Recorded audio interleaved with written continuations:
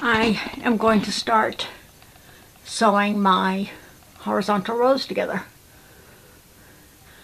I'm going to start by numbering all my first blocks, and then, as I mentioned in a previous video, I'll start chain stitching down, and I hope that works and I don't mess it up.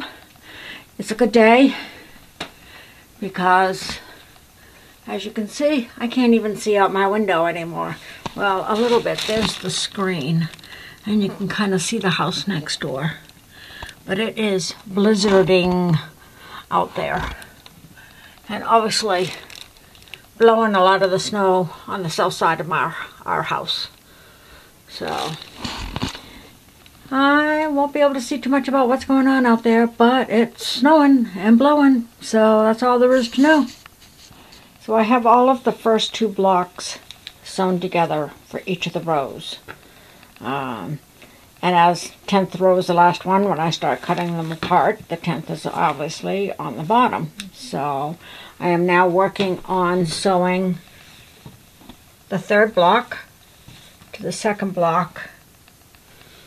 So I've done 1, 2, 3, 4. So I just pull the next one off my stack. Well, I've done 3. This is row 4. And I pull this one off the wall.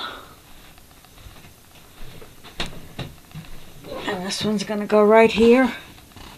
Don't you just love those roses? I love the roses. They are just so beautiful. Look at them. I love them. So anyway, and this is the 4th row. So I just flip this one over, match it up, put it in there, and stitch away. So I'll be doing that until all my rows are sewn together, and it shouldn't take that long. This is going rather quickly, even though it's a lot of blocks. So we'll have these done in no time. Roses, roses.